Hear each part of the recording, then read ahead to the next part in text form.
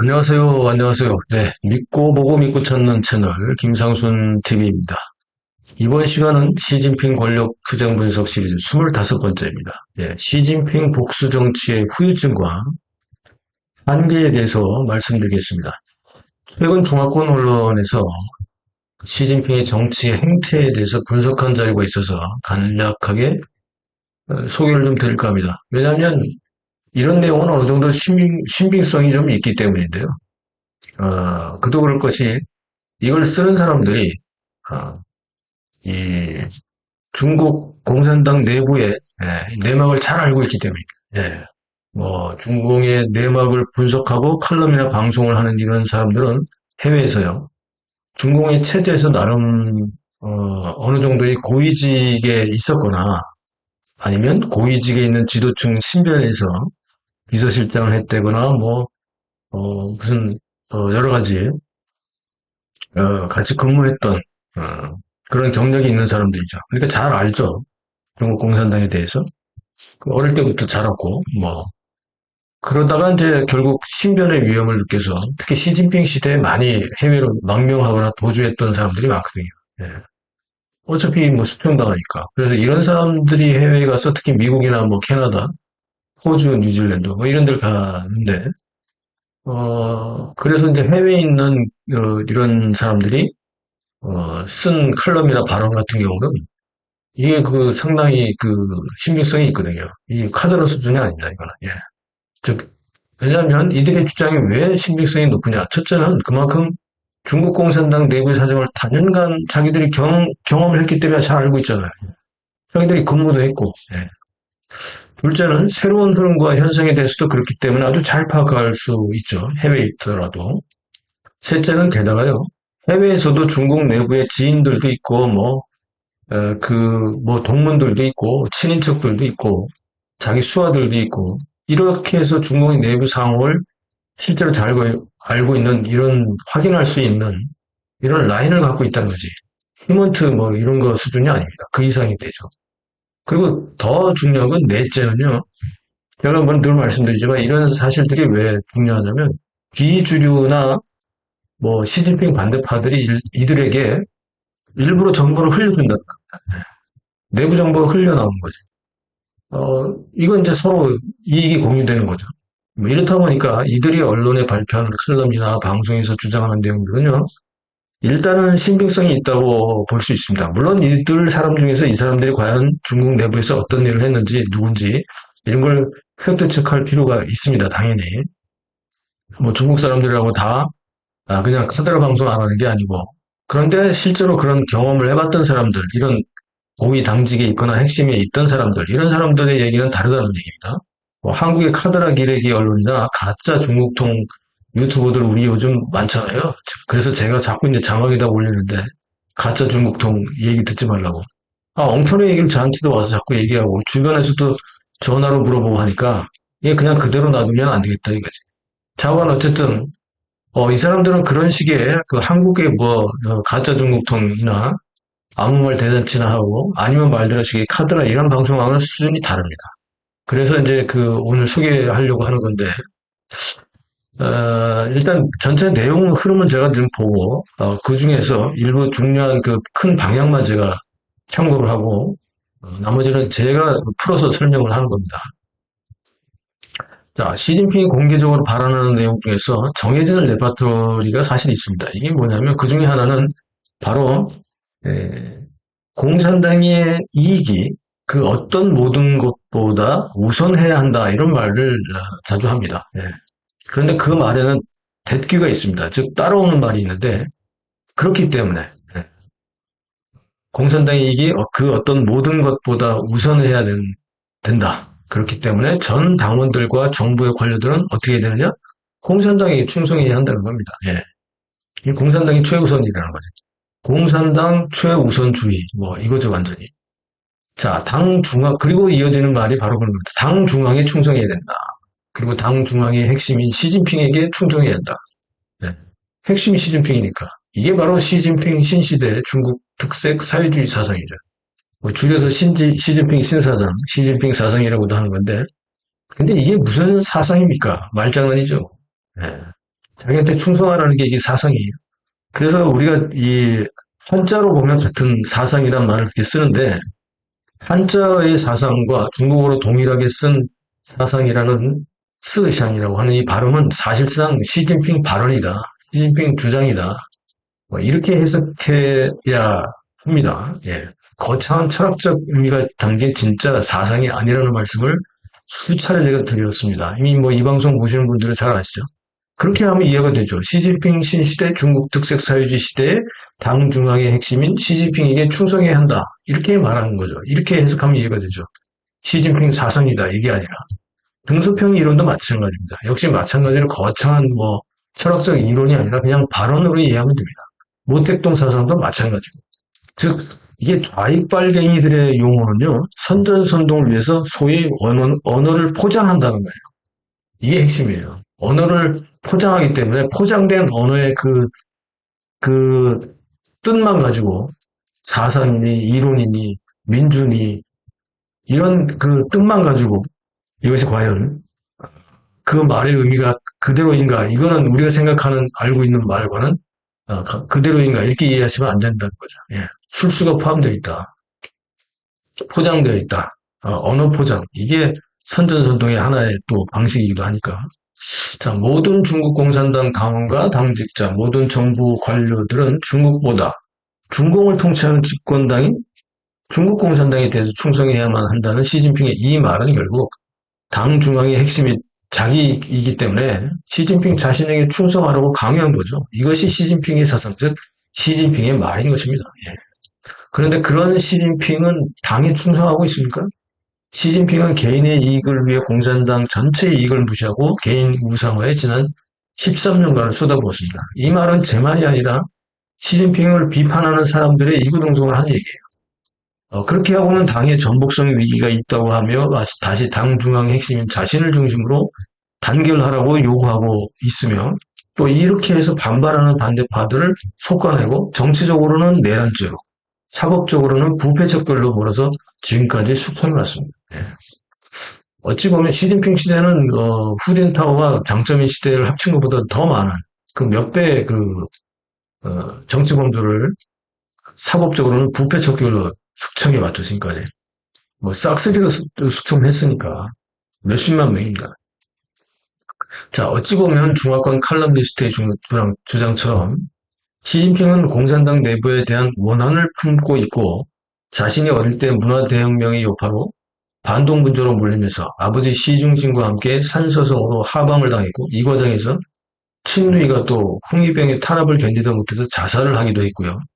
이렇게 하면서 가족들이 뿔뿔이 흩어지는 수모를 당했던 이 소년 시절의 트라우마가 이 초딩 때잖아요. 소년 시절의 트라우마가 최고 지도자가 된 뒤에 복수정치로 당을 공격하면서 1인 우상회에 집중한 것이라는 이 분석이 일개 설득력이 있어 보이기도 합니다.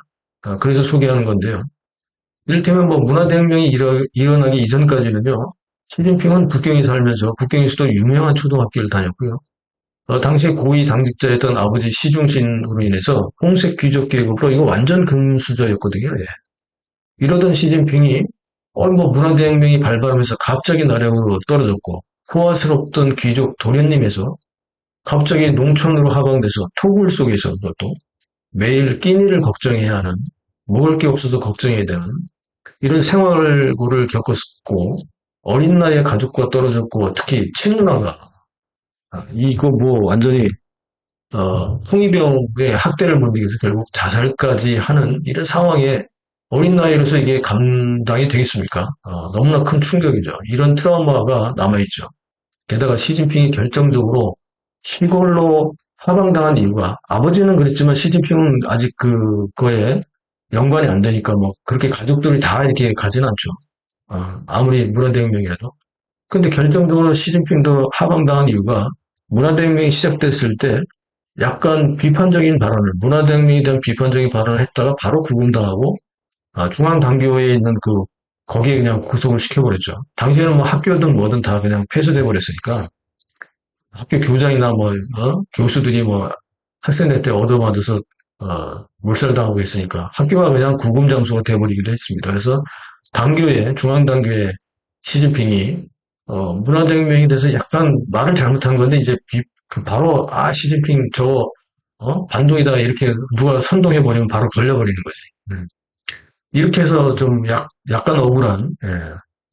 그렇게 해서 바로 구금을 당하고 학대를 받고 조사를 받고 뭐 이렇게 있는 과정이었는데, 밥도 제대로 안 주죠. 그러니까 뭐 배고픔에 시달리다가 폭우가 쏟아지는 밤에 몰래 집으로 도망쳐 왔는데, 밥도 주고 막 이렇게 따뜻하게 맞이할 줄 알았던 친구는 오히려 깜짝 놀라서 시진핑을 반기기보다는 어떻게 했습니까?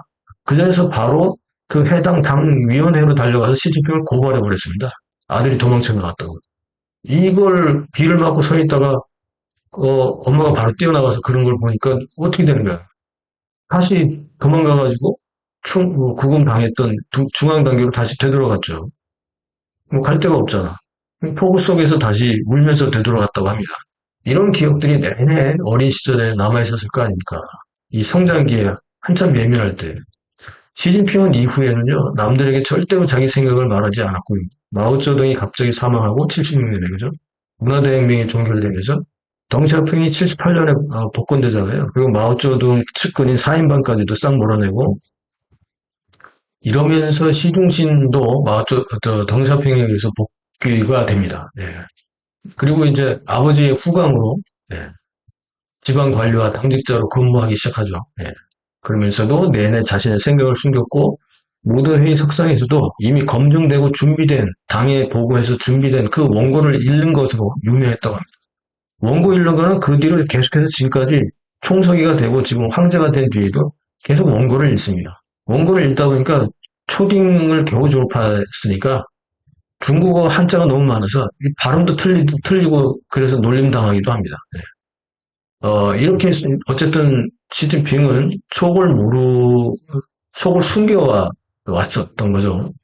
그리고 시진핑이 집권한 뒤에도 그동안 숨겨왔던 당에 대한 복수심, 자신만의 세계에 갇혀 있었던 정신세계에서 구축된 남을 의심하고 음모하고 복수하는 심리, 그리고 초딩 졸업에 그쳐서 항상 학력 컴플렉스로 놀림을 받았고 또 왕따를 당했었고 이런 그 수모를 기억하고 이러다 보니까 공산당 내부에서 자신에게 반대 입장에 있거나 자신을 깔보는 대상들을 계속해서 숙청해 왔다는 거죠. 이게 뭐 파벌하고 상관없는 거예요, 보니까. 하여튼 자신을 깔보거나 무시하거나 이런 건 다 리커창의 사례도 바로 그런 대상이 될 수도 있겠죠. 리커창이야 뭐 북경대 학사, 석사, 박사를 거기 다 나왔으니까. 이른바 시진핑의 어릴 적 트라우마 의심이 시진핑 전제 정치의 핵심이고 복수 정치가 그 키워드다. 이게 이제 이번 그 중화권 언론에서 칼럼에서 나온 내용인데 들어보니까 그럴 것 같습니다. 그리고 또 하나는 뭐냐면 시중신이 또 미화된 얘기도 있는데 이를테면 뭐 굉장히 검소했다. 시중신 엄마도 굉장히 검소하게 생활했다. 뭐 그 밑에 그러니까 북경에서 이제 고위층으로 살 때 뭐 밑에 이런 사람을 부리지 않았다고. 근데 다 뻥이지. 예. 시중신 같은 경우는 특히 뭐 검소하게 살았기 때문에 그 위에 누나가 둘이 있거든요, 시진핑이. 그래갖고 그때는 이제 손으로 신발도 신고 뭐 이렇게 만들어서 하고 그러잖아요. 여자들은 이제 꽃신을 만들어주잖아요. 귀족들이니까. 꽃신을 만들었는데 이제 그거를 시중신 같은 경우는 검소하게 산다면서 그걸 이제 아들에게 이제 주는 거지. 누나들이 신던 거를 시진핑에게 신는 거야. 그러니까 이거를 학교를 신고 가면 애들이 다 놀리는 거지. 여자 거 신고 왔다고.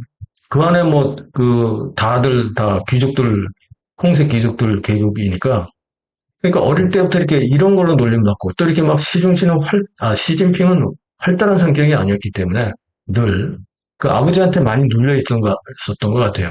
이러다 보니까 이제 그런 거였는데 그런데 시중신이 과연 그러면 그러냐? 아닙니다. 시중신이 14살이 됐을 때, 시진핑의 아버지 시중신이 14살이 됐을 때 이미, 못 살았던, 왜냐하면 시중신의 경우는, 그 홍색 귀족이 원래 그러니까 금수저가 아니었습니다. 시중신은 알려진 것과는 다르게 이미 어릴 때부터 소년범으로 범죄를 저질렀는데요. 1913년생입니다. 그래서 산서성에 아주 못 사는 농촌 농부의 아들로 태어난 시중신은 당시 중국에서 각지의 군벌들이 군웅할거하던 시대였잖아요. 여기에서 이제 이 혼란한 시대에 아편까지 뭐 엄청 유명하던 시대 아닙니까, 그때가. 그래서 농촌에서 어렵게 살았는데, 시중신이 14살이 됐을 때는 이미 공산주의에 붉게 물들어 있었던 거죠. 너무 못 사니까. 공산주의에 물드는 사람들이 바로 그런 거 아닙니까? 그래서, 복지나 뭐 나눠준다, 뭐 공평하게 나누자, 이런 거에 속아가지고 붉게 물들어 있었고, 14살이 됐을 때, 시중신이 반혁명 분자로 낙인을 찍은 흑교 교사를 약물로 독살을 하려고 했으나 실패했고, 오히려 그 약물을 넣었던 그거에 의해서 다른 교사들이 먹고 이게 뭐 거의 중병에 걸리도록 하는 이런 실수를 저질렀다고 합니다. 이게 14살 때 얘기예요. 소년범이죠. 시중신. 시진핑의 아버지. 그리고 시중신이 20살이 됐을 때는 이미 2번이나 감옥에 갔다 왔다고 합니다. 전과 이범이죠. 뭐 그리고 이제 당시는 혼란스러우니까 총을 맞은 군벌 시대니까 총을 맞은 적도 있었고. 그러니까 결국은 시중신은 어려서부터 소년 때부터 살인범이고 폭도였고 살인 또 시도도 했고, 문제가 많은 소년범이 있고, 정상적인 성장을 하지 못한 어린 소년 시절부터 공산주의에 물든 과격한 소년이었다는 겁니다. 그러니까 당연히 시진핑도 아버지 시중신의 피를 물려받았으니 이런 과격하고 폭력적인 면이 어쨌든 DNA에 있을 것이고, 앞에서 설명드렸던 것처럼 소년 시절의 문화대혁명 기간에 겪은 여러 고통스러운 일들이 트라우마로 남아있어서 시진핑의 인격 형성에도 직접적인 영향을 줬다고 볼 수 있지 않겠습니까? 물론 시중신은 마오쩌둥의 음모로 인해서 숙청당했고 15년간을 박해를 받고 시골로 하방 생활을 해야 했습니다. 시중신이 그때 잘 나갈 때거든요. 예. 그리고 마오쩌둥이 시중신을 이렇게 숙청할 정도니까 그러다가 이제 78년 덩샤오핑이 복귀한 뒤에 마오쩌둥이 76년에 죽고 시중신도 복원이 됐고요. 그래서 심천경제특구를 시중신이 설립하고 덩샤오핑과 후야방을 도와서 개혁 개방을 추진하는데 앞장섰습니다. 이런 바람에 이제 시진핑이 이제 승승장구하고 올라가게 되는데 어쨌든 시진핑은 자신의 트라우마 속에서 덩샤오핑이나 아버지 시중신의 개혁 개방 노선보다는 이미 어린 시절부터 하방돼 있던 시절부터 문화대혁명이 말실수해가지고 혼났을 때부터 자신과 자신의 가족들을 괴롭힌 마오쩌둥의 문화대혁명이 오히려 심취했고 마오쩌둥을 우상으로 생각하는 경향을 어릴 때부터 보였다는 것이 전문가들의 의견입니다. 그리고 시진핑의 어린 시절의 트라우마가 결국 자신이 우여곡절 끝에 집권한 이후에 자신을 마오쩌둥과 같은 1인 우상화 작업을 통해서 마오쩌둥을 넘어가는 황제의 반열에 오르는 길을 선택을 했고 이걸 위해서 당내에 자신을 반대하거나 자신을 무시해왔던 사람들을 파벌에 상관없이 숙청해왔다는 거죠. 왕치산 같은 경우 그런 경우잖아요. 따라서 시진핑은 말로는 모든 중국 공산당 당원과 당직자들 그리고 중국 정부의 관료들이 중국 공산당에게 충성해야 하고 당 중앙에 충성해야 되며 특히 당 중앙의 핵심인 시진핑 자신에게 충성해야 한다고 외쳤지만 실제 시진핑은 자신의 야욕인 1인 우상화, 마오쩌둥을 넘어서 황제의 반열에 오르기 위한 복수 정치에만 몰두했다는 겁니다. 그리고 경제 문제, 외교 문제 이런 건 물론이고 중국 내정 문제도 거의 등한시하고 고집스러운 제로 코로나 특히 이런 실책을 저지르고 있었던 거죠. 자, 시진핑은 청와대에서 어쩌해서 어쨌든 법학 박사 학위를 받았습니다. 가짜죠, 당연히. 그리고 말로는 이 절광성 이런 지방이 있으면서 무슨 청와대 북경에 있는 법학 학사를 합니까? 비행기를 타고 왔다 갔다 합니까? 예. 말도 안 되는 소리지. 자, 어쨌든 법학 박사 학위를 어쨌든 받았어요. 그것도 짧은 시간 내에 받았습니다. 예, 석사 박사를 막 그냥 후다닥 말도 안 되는 짓거리를 했는데 어쨌든 말로는 항상 공산당이 법치주의로 중국을 다스려야 한다. 이 말을 시진핑은 수도 없이 했습니다. 그런데 좌파들이 다 그렇게 얘기해. 예, 말은 그렇게 잘해. 그러나 실제는 행동이 다르죠. 예, 그리고 내로남불이고. 자, 그러나 시진핑은 법을 준수하지 않았죠. 시진핑 자신의 말이고 법이라는 식의 황제 노름에 빠져 있었죠. 시진핑의 소년 시절의 트라우마, 아버지 시중신의 소년 시절의 살인미수, 폭력 등의 소년 전과범, 친누이의 홍위병 학대로 인한 자살, 자신을 당에 오히려 고발한 친모 등등 시진핑의 성장 과정에는 금수저였다가 갑자기 순식간에 흑수저보다도 더 바닥으로 떨어졌던 과거의 트라우마, 우울증 등이 결국은 주변 사람들을 못 믿는 거예요. 그리고 홀로 장시간 왕따 외톨이로 성장하고 늙어가면서 복수의 칼을 갈고 자신을 무시하는 사람이나 안대파들을 억누르고 숙청하려고 하는 이런 자기만의 세계에 빠진 그런 세상을 구축해 왔던 것이죠. 이 최고의 수준에 오르자마자 이들에게 자신이 무지랭이 멍청이가 아님을 증명하려 했다는 거죠. 그것이 황제에 집중하고 내가 황제가 되는데 니들이 아직도 나를 무시해? 뭐 이런 거지. 결국 시진핑 정치는 일생을 걸고 숨겨왔던 트라우마, 복수 정치 이런 것들을 지난 13년간 펼쳐왔던 거고요. 그 후유증이 지금은 실권설, 퇴진설 등으로 나타나고 있다는 분석입니다. 이걸 이제 제가 물론 제 의견도 여러 많이 들어가 있지만 요지는 어쨌든 복수 정치에 대한 건데요. 실제로 시진핑은 지난 13년간 즐겨 쓰던 말이 있는데요. 특히 공산당 기관지라든지 인민일보나 신화통신 같은 거, 그리고 중앙 CCTV 방송. 이건 뭐 중국 전역에 CCTV가 한꺼번에 뉴스 방송하잖아요. 땡 하면 시진핑 이렇게. 자, 시진핑을 찬양하고 강조할 때마다 쓰던 말이 있습니다. 이게 뭐냐면 시진핑이 친히 나서서 진두지휘한다 이런 말이 나옵니다. 그러니까 뭐 정치, 경제, 민생, 외교, 뭐 사회 문제 모든 문제에서 뭔가 자랑거리가 딱 나오면 시진핑을 띄울 그런 건수가 나오면 바로 그때 시진핑이 나서서 친히 진두지휘했다 이런 말이 나옵니다. 예, 이런 게 뉴스로 막 기사로 나오는 거지. 근데 물론 실패한 일이거나 잘 안 될 것 같은 일들, 설사 시진핑이 예전에 지시해서 예전에 자기가 친히 진두지휘했다고 선전했던 것도 이거 실패하거나 잘 안 될 것 같으면 시진핑과는 아무런 상관없고 다른 지도자나 인물을 내세워서 책임 전가를 하는 것도 이 시진핑 복수 정치의 방식이기도 합니다. 그렇게 시진핑의 실수는 이렇게 해서 나온 이 시진핑의 실수는 다른 정적을 숙청하는 도구와 기회로도 이용되고 있었던 겁니다. 자, 시진핑 시대에 많은 중국 공산당의 고위 당직자나 중앙과 지방정부의 수장들이 자살을 당했습니다. 한 세 가지 방식이 대부분 보면 주로 자신의 집무실에서 밖으로 뛰어내리는 방식으로 자살을 했다는 보도가 나오기도 합니다. 근데 과연 이들은 정말 스스로 뛰어내렸을까요? 그 다음 방식은 이제 잘 쓰는 말이에요. 교통사고. 교통사고로 사고사로 사망했다는 거지. 그리고 또 세 번째는 갑작스러운 심장발작 돌연사. 뭐 이런 거지 이제. 이 리커창 케이스가 이런 경우. 교통사고는 이제 우재민 프랑스 대사가 교통사고 방식으로 이런 거고. 그 외에 뭐 뛰어내린 사람은 뭐 각 성의 성장, 부성장 뭐 많습니다. 여기는 국경 중앙정부도 그렇고.